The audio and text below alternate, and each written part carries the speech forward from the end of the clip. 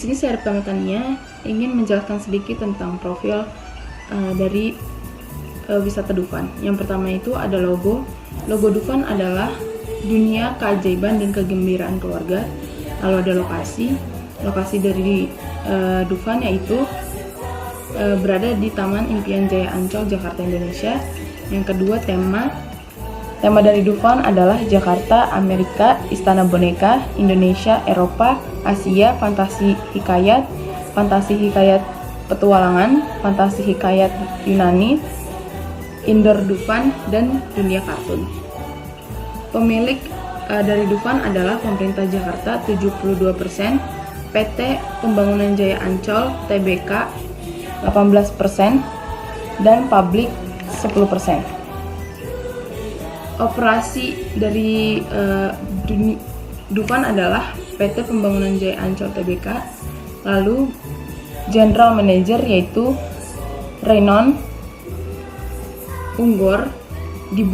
Dufan dibuka pada tanggal dan tahun 29 Agustus 1985. Saya akan menjelaskan tentang sejarah dunia fantasi atau Dufan. Dufan atau disebut juga dunia fantasi adalah sebuah theme park yang terletak di kawasan Taman Impian Jaya Ancol atau di Jakarta Utara, yang diresmikan dan dibuka untuk umum pada tanggal 29 Agustus 1985. Dunia fantasi mempunyai maskot yang salah satunya berupa kera bekantan yang diberikan nama Dufan, singkatan dari dunia fantasi. Dipilihnya kera sebagai karakter adalah untuk mengingatkan bahwa Ancol dahulu adalah kawasan kera. Pemilihan kera bekantan adalah semata-mata untuk mengenalkan jenis satwa langka yang kini dilindungi. Pada awalnya, bentuk karikatural kera bekantan ini divisualisasikan oleh Matahari Advertising yang ikut serta dalam program komunikasi awal dunia fantasi. Karena pada saat itu, Agustinus Teddy Darmanto selaku ketua sekaligus penanggung jawab band Dufan atau Bengkel Dunia Fantasi sangat sibuk dalam tahap penyelesaian akhir. Oleh karena itu, pemvisualisasikan diberikan pada Matahari Advertising. Namun, setelah dunia fantasi dibuka untuk umum, visualisasi karakter Dufan diambil alih kembali oleh tim band Dufan. Dan kemudian terciptalah logo besar karakter-karakter dunia fantasi. Selanjutnya untuk pelayanan di dunia fantasi. Menurut hasil penelitian menunjukkan bahwa pendapat pengunjung terhadap kualitas pelayanan dunia fantasi sudah baik. Hal tersebut terlihat dari hasil pendapat pengunjung sebanyak 40% berpendapat baik dan 60% berpendapat sangat baik. Hasil perhitungan dari tingkat kepuasan pengunjung terhadap pelayanan rekreasi dunia fantasi berdasarkan dari kelima indikator.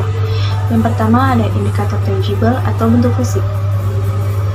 Pengunjung sangat puas terhadap fasilitas yang menarik dan sarana-prasarana yang nyaman bagi pengunjung. Namun, pengunjung masih merasa kurang puas terhadap keamanan wahana permainan dan penampilan karyawan dunia fantasi. Yang kedua ada indikator reliability atau kehandalan.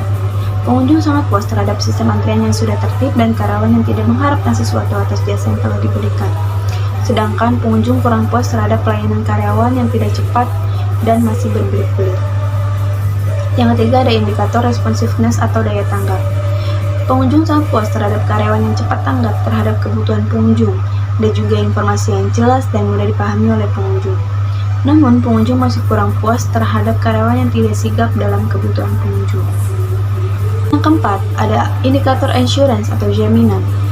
Membuat pengunjung sangat puas terhadap rasa aman dan keselamatan bagi pengunjung dan karyawan yang profesional. Dan yang terakhir ada indikator empati atau kepedulian.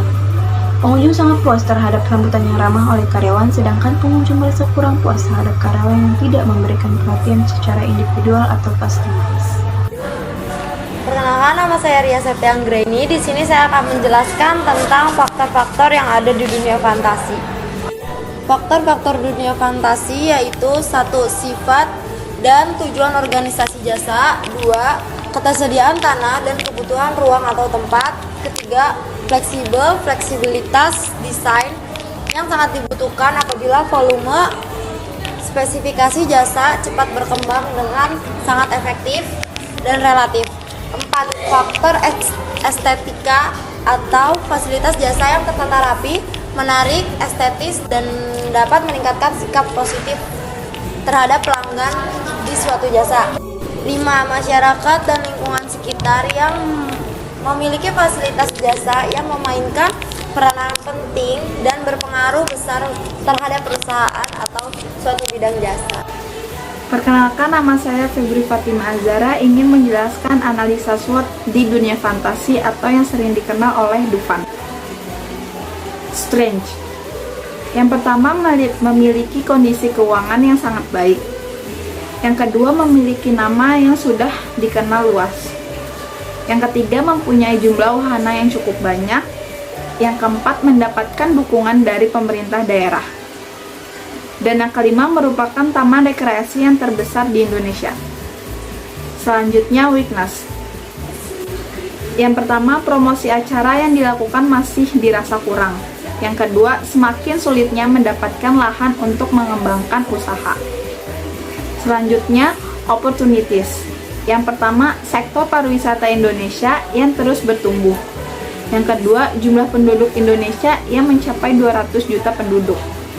Yang ketiga, industri taman rekreasi yang masih terus dapat berkembang.